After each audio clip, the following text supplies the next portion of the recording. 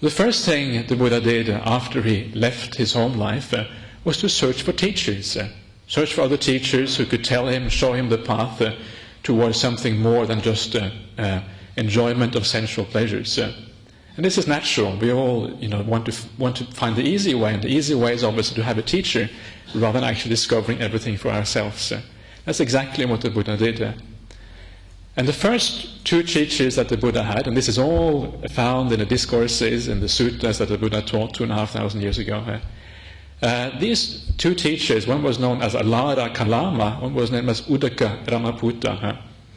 And they taught a path of meditation. So he followed this path of meditation, and he gained some very powerful and deep states of meditation by following their advice.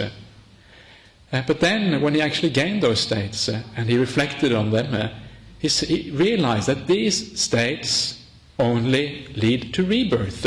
They lead to rebirth in that particular realm which those states correspond to.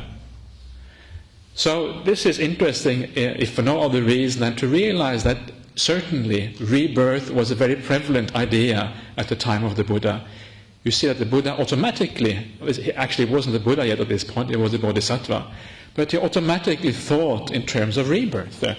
And he rejected this particular path precisely because it only led to rebirth. So this was not enough for him. And you realize that when you read the discourses of the Buddha, it's full of rebirth everywhere.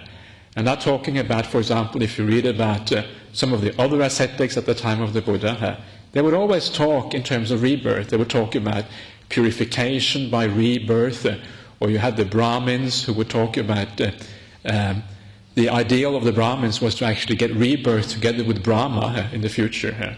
So the whole Indian scene at the time was about rebirth, basically. And the Buddha obviously also thought in the same way.